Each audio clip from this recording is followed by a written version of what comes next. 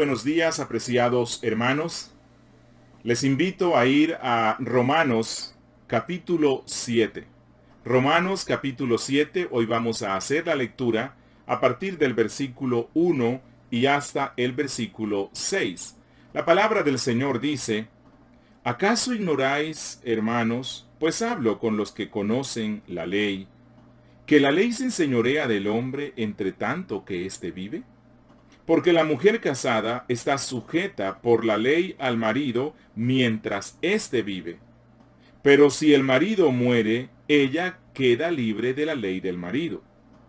Así que si en vida del marido se uniere a otro varón, será llamada adúltera, pero si su marido muriere, es libre de la ley, de tal manera que si se uniere a otro marido, no será adúltera. Así también vosotros, hermanos míos, habéis muerto a la ley mediante el cuerpo de Cristo, para que seáis de otro, del que resucitó de los muertos, a fin de que llevemos fruto para Dios. Porque mientras estábamos en la carne, las pasiones pecaminosas, que eran por la ley, obraban en nuestros miembros, llevando fruto para muerte.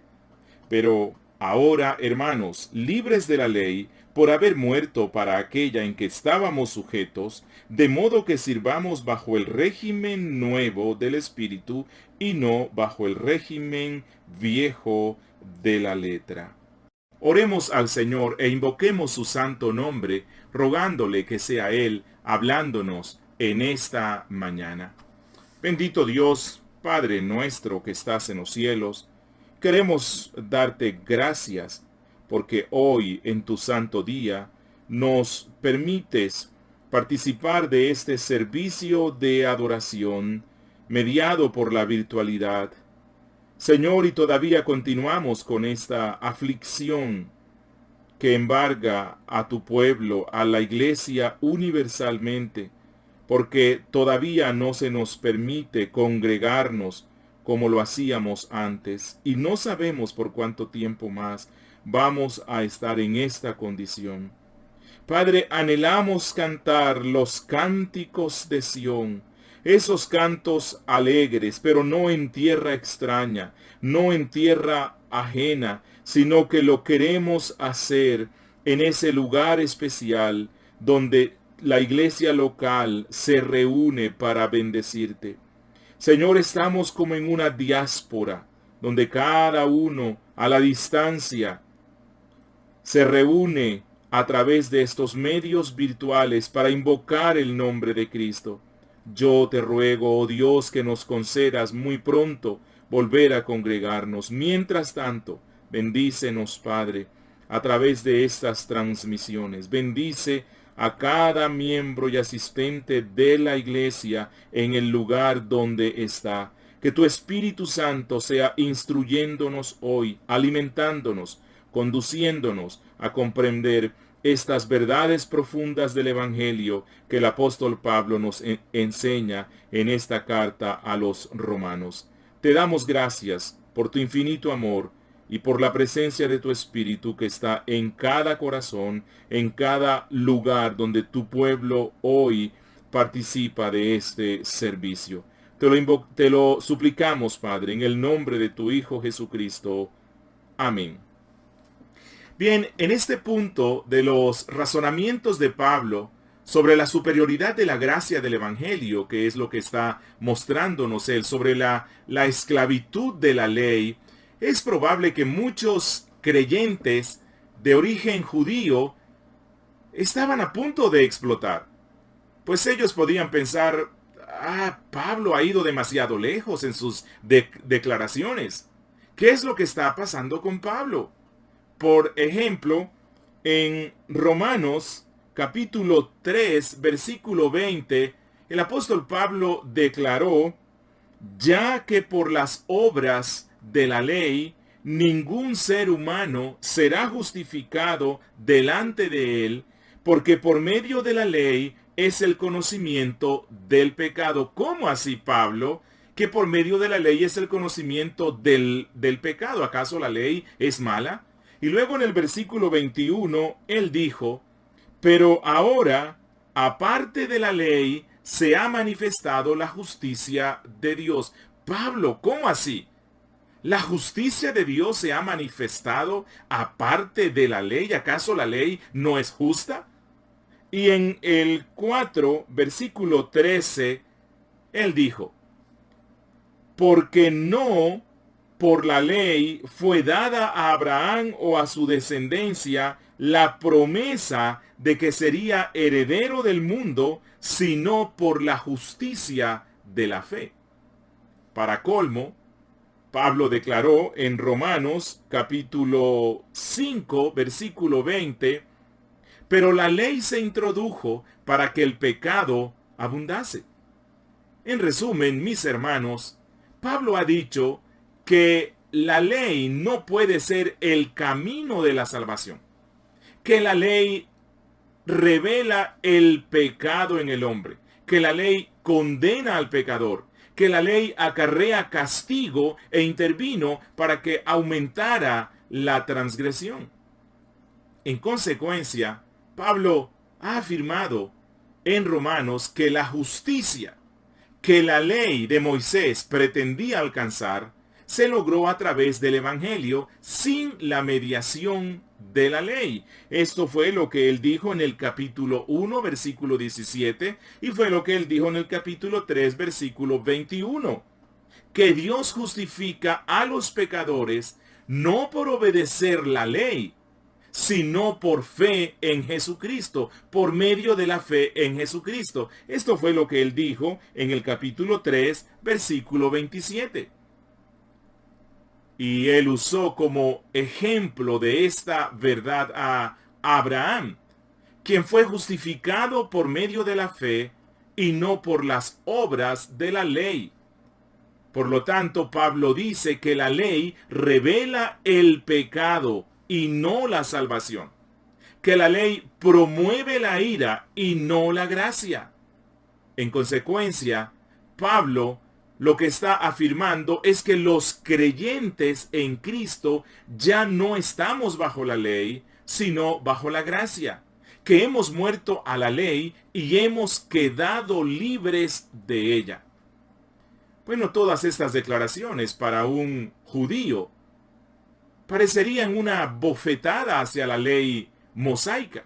Parecerían un desprecio hacia los mandatos que el pueblo de Israel atesoraba como parte de su identidad, de su exclusividad como pueblo de Dios.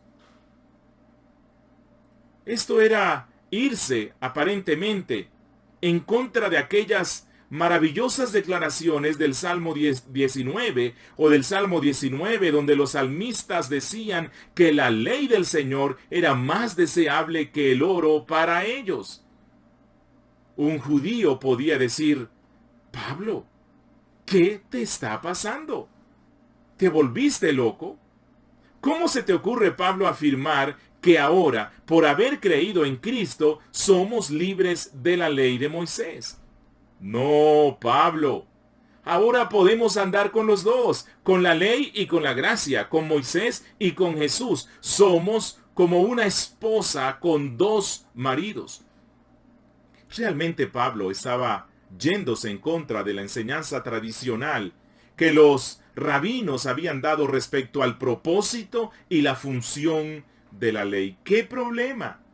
Y Pablo está presintiendo que algunos lectores, especialmente de trasfondo judío, iban a tener un serio problema con estas declaraciones. Por lo tanto, Pablo, antes de continuar con su enseñanza sobre la justificación por la fe y la seguridad de salvación que tenemos en Cristo, desea tratar el asunto referente al propósito como un paréntesis. Él quiere explicar cuál es el propósito, la naturaleza, la función, la espiritualidad y la limitación de la ley. Repito, Pablo aquí quiere explicar cuál es el propósito, la naturaleza, la función, la espiritualidad y la limitación de la ley mosaica. El apóstol Pablo, siendo un siervo de Jesucristo y un buen maestro, no desea continuar explicando el tema central de su carta, que es la justificación por la fe, sin haber despejado las dudas que sus lectores puedan tener. Aunque esto no significa que él cambiará de opinión, sino que explicará mejor el tema para luego decir algo que causaría gran conmoción entre los judíos. Luego en el versículo 5, él va a decir: porque mientras estábamos en la carne, las pasiones pecaminosas que eran por la ley. Y esto va a complicar aún más la situación. ¿Cómo así, Pablo? Las pasiones pecaminosas que eran por la ley. Pablo, ¿acaso significa esto que la ley es pecado? Y luego Pablo va a responder a partir del versículo 7 que no, de ninguna manera. Pero antes de entrar a estudiar este pasaje que nos corresponde hoy desde el verso 1 hasta el verso 6, me agradaría que hiciéramos una panorámica de todo el capítulo, porque Pablo en este capítulo se centrará en el mismo tema. En los versos 1 al 6, que son los que vamos a estudiar hoy, Pablo describe nuestra relación con la ley como creyentes. Que todos los seres humanos están a merced de las promulgaciones del Sinaí, que todos están casados con ellas, excepto un grupo, los cristianos, que nosotros hemos muerto a la ley para poder casarnos con otro Señor, Jesucristo. Segundo, en los versos 7 al 12, Pablo presenta una reivindicación de la ley, pues el problema no está en las tablas de piedra. No, el problema no está allí. El problema está en la empedernida depravación humana, de la naturaleza humana. Es decir, mi hermano, que la ley, Pablo va a explicar esto, la ley es buena, la ley es santa, porque viene de Dios. Pero siendo que ella tiene que operar desde nuestra responsabilidad y capacidad humana, entonces la ley se torna débil. No porque ella sea débil, sino por nuestra debilidad humana. Y ella necesita de nuestra responsabilidad. Tercero, en los versos 13 al 25, Pablo explica, poniéndose él mismo como ejemplo, la espiritualidad, la naturaleza, el propósito, la función y la limitación de la ley, como ya lo hemos visto. Por lo tanto, mi hermano, la pregunta que Pablo responderá en estos pasajes es la siguiente: ¿cuál es el lugar de la ley en el discipulado cristiano ahora que Cristo vino e inauguró una nueva era? ¿En qué sentido los cristianos no estamos bajo la ley y hemos muerto a ella? Bueno, para el lector judío de Romanos, era difícil comprender que Pablo estaba afirmando que la ley no es el camino de la justificación ante Dios, sino el evangelio de Jesucristo. Pero que en ninguna manera él, y esto es importante, que en ninguna manera el apóstol Pablo estaba diciendo que nosotros los cristianos nada tenemos que ver con la ley, pues en Gálatas y en sus otras cartas, Pablo afirmará que nuestra norma de vida en esta tierra es la ley. Él afirmará que la ley moral sigue siendo una revelación de la voluntad de Dios para nosotros. Y este es lo que los reformadores llamaron el tercer uso de la ley. Ella nos muestra la voluntad de Dios para con nuestras vidas. Por lo tanto, luego de esta introducción, vamos a empezar a revisar nuestros 6 versículos. Y hoy vamos a estar viendo, libres de la ley, la metáfora del matrimonio. Libres de la ley, la metáfora del matrimonio, y para una mejor comprensión de nuestro texto, lo vamos a dividir en 4 secciones. Versículo 1. El principio legal a partir del cual el apóstol Pablo desarrolla su argumentación. En el versículo 1 encontraremos el principio legal. Versículos 2 al 3, la ilustración del matrimonio. Versículo 4, la aplicación teológica que él hace a partir de esta ilustración. Y versículos 5 y 6, la antítesis fundamental. Y el apóstol Pablo, a partir de esta aplicación teológica, él nos va a mostrar algunos contrastes entre la ley y el evangelio. Así que empecemos con nuestro primer y breve aspecto, el principio legal. Miren lo que dice en el versículo 1. ¿Acaso ignoráis, hermanos, pues hablo con los que conocen la ley, que la ley se enseñorea del hombre entre tanto que éste vive? Bueno, la expresión hermanos, ¿acaso ignoráis, hermanos, suaviza y matiza un poco la pregunta cuando él dice, ¿acaso ustedes no saben? Es decir, siendo muchos de ustedes judíos, yo presupongo que conocen este principio. ¿Cuál es el principio? Que la ley es obligatoria para las personas mientras viven. Que la ley es obligatoria para las personas mientras viven. Una persona puede tener un asunto pendiente con la ley, pero una vez muere, también mueren esos asuntos. Por ejemplo, un hombre puede ser condenado a 20 años de cárcel, pero si luego de cumplir 5 días de privación de la libertad, de estar preso en la cárcel, solo 5 días de los 20 años, él muere, bueno, también cesa para siempre la pena que se le había impuesto. Este es un principio legal que el apóstol Pablo está recordándole a sus lectores con el fin de explicarles en qué sentido hemos muerto a la ley. Y el principio legal es que la muerte proporciona libertad de toda obligación contractual que hubiera tenido la persona ahora muerta. De modo que, aunque la ley es de por vida, la muerte la anula. Y entonces Pablo, y este va a ser nuestro segundo aspecto que vamos a estar viendo hoy, pasa a explicar mejor este principio legal universal usando la ilustración del matrimonio. Y este es nuestro segundo punto. Versículos 2 al 3, dice Pablo, porque la mujer casada está sujeta por la ley al marido mientras éste vive. Pero si el marido muere, ella queda libre de la ley del marido.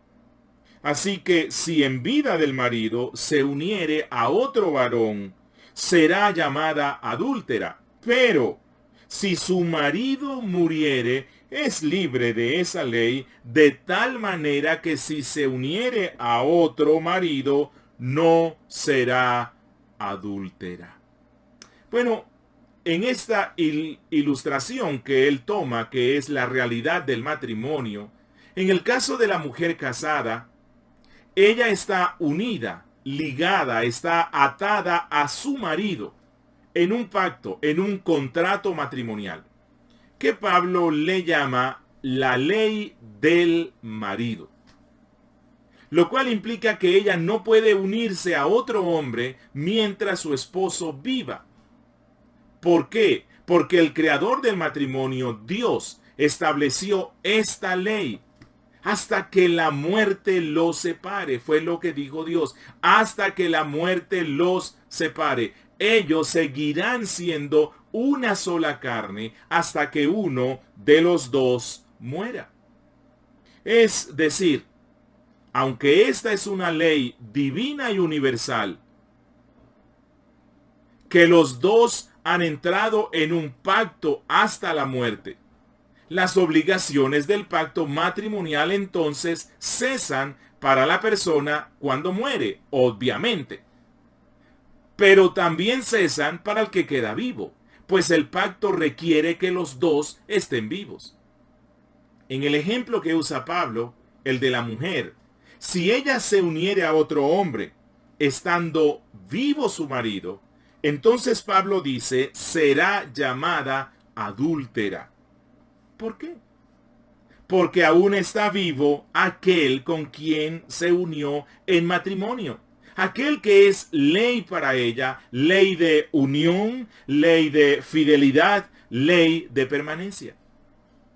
Pero dice Pablo, si el marido muriere, ella queda libre de esa ley o de ese contrato con todas sus cláusulas. Es decir, si él muere, muere el contrato. Si él muere, muere la ley a la cual ella estaba sujeta y ahora es libre para casarse con otro hombre. Preguntemos, bueno, ¿qué es lo que hace la diferencia, Pablo? ¿Por qué si ella se casare con otro en vida de su marido, será considerada adúltera, pero si se casare luego de la muerte del marido, no hay pecado? La respuesta se fundamenta en la muerte del marido. El segundo matrimonio es legítimo, porque la muerte puso fin definitivo al primer matrimonio. De manera que el gran principio es este. Solo la muerte puede asegurar la liberación de la ley del matrimonio. Y solo la muerte puede conceder el derecho a volver a casarse. A partir de este principio, entonces, Pablo pasa ahora a explicarnos la relación del creyente con la ley y con el evangelio. Y este será nuestro tercer punto. Una aplicación teológica, la aplicación teológica que Pablo hace de esta ilustración tomada del principio legal que él dio al principio. Y vamos a leer el versículo 4.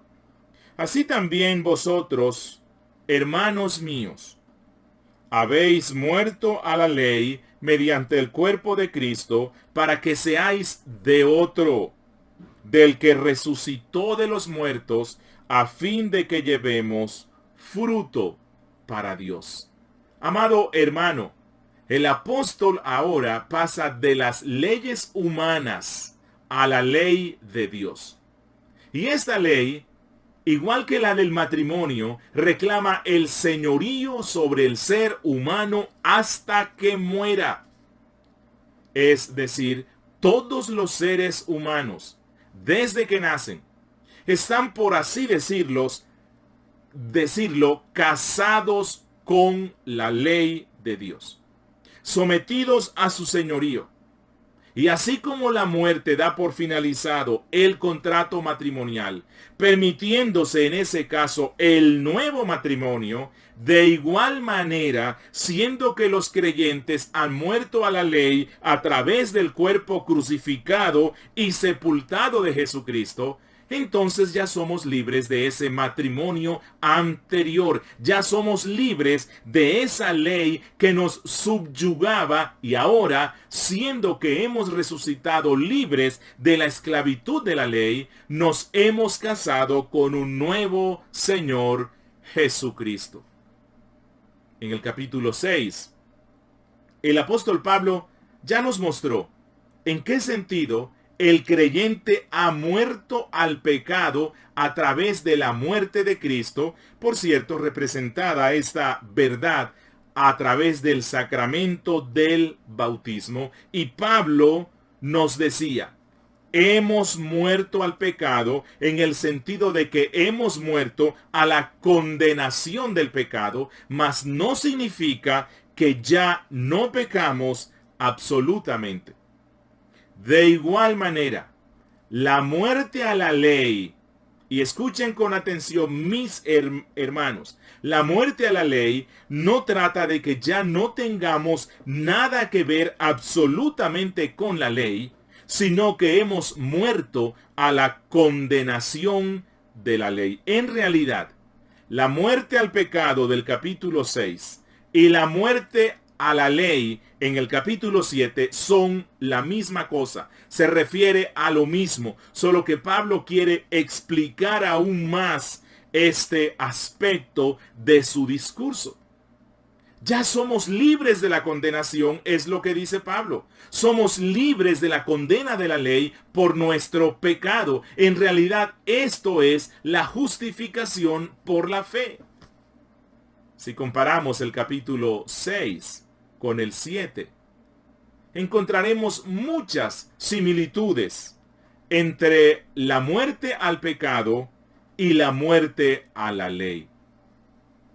Por ejemplo, así como morimos al pecado en el 6.2, morimos también a la ley en el 7.4. Así como morimos al pecado por unión con la muerte de Cristo en el 6.3, nosotros también morimos a la ley mediante el cuerpo de Cristo, como está aquí en el 7.4.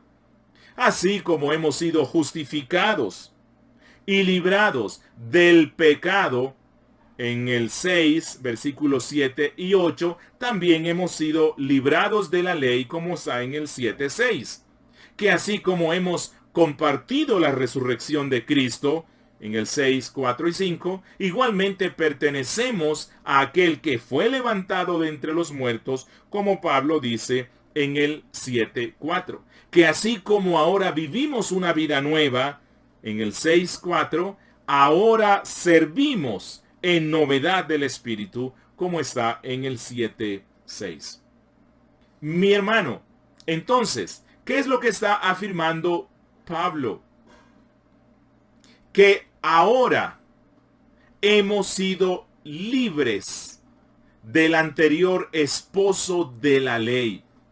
No porque la ley haya muerto, sino porque nosotros, la esposa, hemos muerto. Y como hemos muerto, nos hemos desposado con aquel que resucitó de los muertos. Y aquí Pablo obviamente se aleja un poco de la ilustración del matrimonio, pues en este caso fue necesario que Jesús, el nuevo esposo, hubiese muerto para que nosotros, los que estábamos casados con la ley, pudiésemos morir con él. Ahora, Jesús resucitó de entre los muertos, para que nosotros, dice Pablo, pudiéramos resucitar a un nuevo hombre, a una nueva vida. Por lo tanto, hermanos, ahora podemos unirnos sin ninguna violación de la ley a nuestro nuevo Señor Jesús. Bendita noticia para el cristiano. Y el objetivo de esta nueva unión, dice Pablo, es para que llevemos fruto para Dios. Dice en la última parte del versículo 4, a fin de que llevemos fruto para Dios. Fruto para Dios, es decir, en la relación anterior con la ley, cuando estábamos casados con la ley, cuando la ley era nuestro esposo y nosotros la esposa de la ley, nunca se obtuvo ningún fruto. ¿O sí? Se obtuvo uno, la muerte. Dios no encontró en nosotros nada agradable cuando estábamos bajo el señorío de la ley. Todo lo que la ley obtenía de nosotros era desobediencia. Y todo lo que obteníamos de la ley, mi hermano, era la justa condenación. Pero ahora, dice Pablo, estando en el Evangelio de Cristo, bajo la justificación por la sola fe, con nuestro nuevo amo y Señor en esta unión indisoluble, recibimos la vitalidad de Jesucristo por su Espíritu Santo que nos ha sido dado. Y bajo la savia incesante de la gracia de Dios, que nos fecunda espiritualmente, entonces podemos producir los frutos abundantes espirituales que Dios estipuló obtener de la obra de redención, de la justificación por la fe. Bendito sea nuestro Dios. En este sentido, amado hermano, la gracia es superior a la ley. El evangelio es superior al sistema religioso mosaico. Mi hermano, esta es la buena nueva del evangelio, que solo los libertos de la ley pueden producir los frutos que la ley misma requiere. Que solo los que han muerto a la condenación de la ley ahora tienen la libertad para alcanzar lo que ella nunca pudo alcanzar, porque al ser unidos a Cristo, estamos unidos a su vida santa, a su redención, a su obra intercesora. Y de Cristo fluye el poder que irradia nuestras venas espirituales para que venzamos los virus del mal y crezcamos saludablemente, produciendo los frutos de justicia y santidad que el Padre desea obtener de nosotros para su gloria y para nuestro bien eterno. Alabado sea nuestro Señor. Y esto nos lleva a nuestro último punto, la antítesis fundamental. La antítesis fundamental, y esto está en los versos 5 al 6. Dice Pablo: porque mientras estábamos en la carne, las pasiones pecaminosas que eran por la ley obraban en nuestros miembros, llevando fruto para muerte. Pero ahora estamos libres de la ley por haber muerto para aquella en que estábamos sujetos, de modo que sirvamos bajo el régimen nuevo del Espíritu y no bajo el régimen viejo de la letra.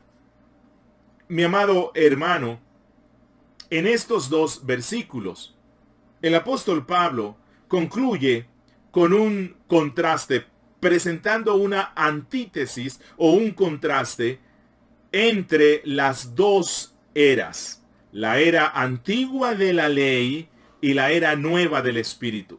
Entre los dos pactos o las dos dispensaciones, el antiguo pacto o la antigua dispensación y el nuevo pacto o la nueva dispensación.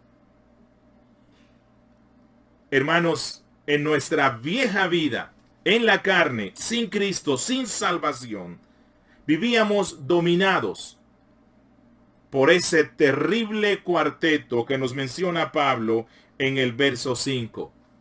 La carne, la ley que condenaba, el pecado y la muerte.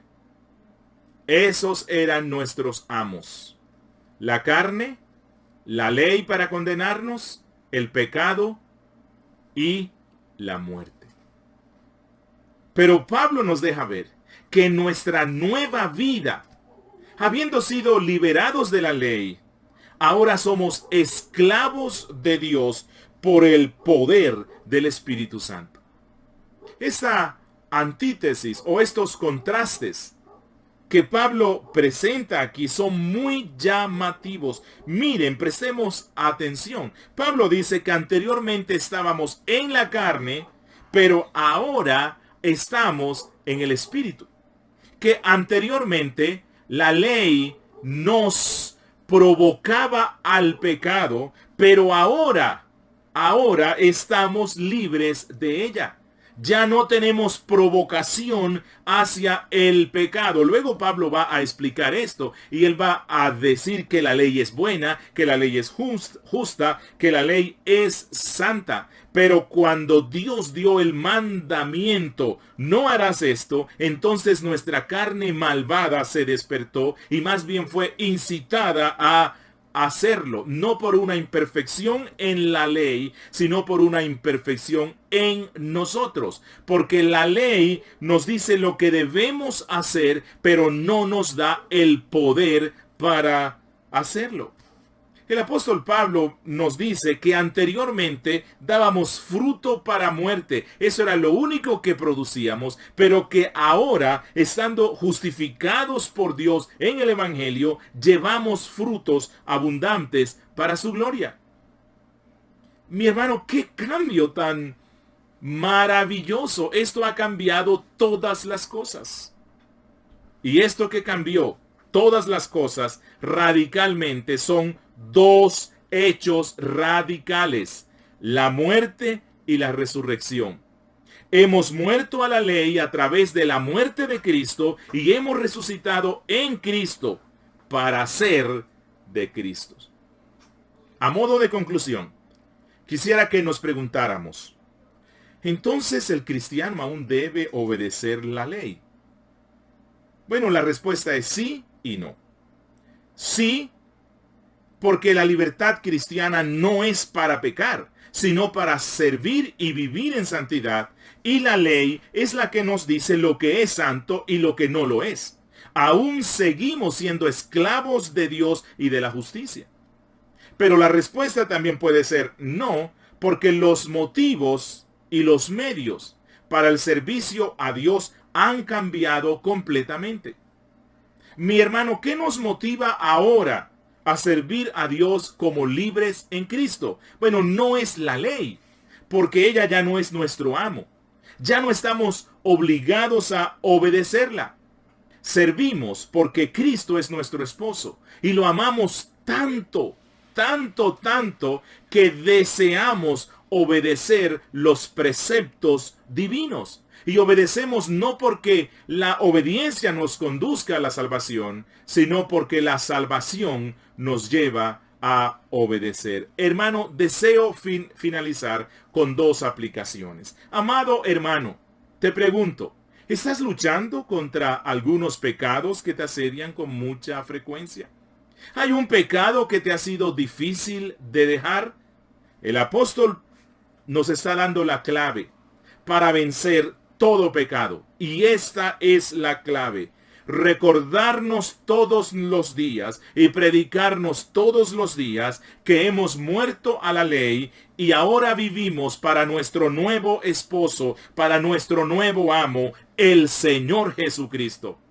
Hermano, la ley ya no te condenará por tus pecados, porque tú moriste, tú eres libre de su condena. Hermano, vive en esta libertad que nos da el saber que ya no tenemos deudas con la ley divina, que nuestros pecados han sido perdonados de una vez por todas. Interioricemos esta realidad. Libres somos de toda condenación, libres somos de toda condenación. Jesús dio su vida para que nosotros pudiéramos morir con Él y también para resucitar con Él a un nuevo hombre, a una nueva vida, a una nueva realidad. Somos de Él y Él es nuestro amado. Le pertenecemos a Él y Él nos ha dado su Espíritu Santo para que reflejemos el carácter de nuestro Señor. Amado hermano, que esta nueva realidad nos lleve a amar a nuestro Señor, a andar como Él anduvo, a vivir en la santidad que Él reflejó en esta tierra, a ser la esposa digna del Salvador. Y amigo, quiero decirte algo, amigo, tú que nos escuchas y que nos estás viendo hoy por el internet, tú aún, amigo, estás vivo para la condena de la ley. Aún tienes deudas pendientes con la ley. La ley de Dios te persigue y un día te alcanzará, y cuando esto suceda, amigo, tendrás que rendir cuentas delante del juez de toda la tierra. Entonces Él te dirá: apartaos de mí, hacedor de maldad, al fuego eterno. Amigo, pero esto no tiene por qué ser así. Tú puedes morir hoy a la condenación de la ley. Amigo, si vienes a Jesús en un acto de fe, en un acto de contrición, en un acto de arrepentimiento, y reconoces que Jesucristo es el Hijo de Dios, el Salvador del mundo, y le entregas tu vida, entonces morirás a la ley y vivirás para el Evangelio, vivirás para la gracia y serás una nueva persona que ama la verdad y la santidad. Oremos. Bendito Dios, Padre nuestro que estás en los cielos, Gracias por esta palabra tan especial que nos has dado hoy. Gracias por la carta a los romanos, porque ella nos muestra la bendita noticia de que hemos sido justificados por la fe. Ayúdanos a andar conforme a esa verdad, te lo rogamos, en Cristo Jesús. Amén. Bendiciones y que el Señor les guíe y les fortalezca.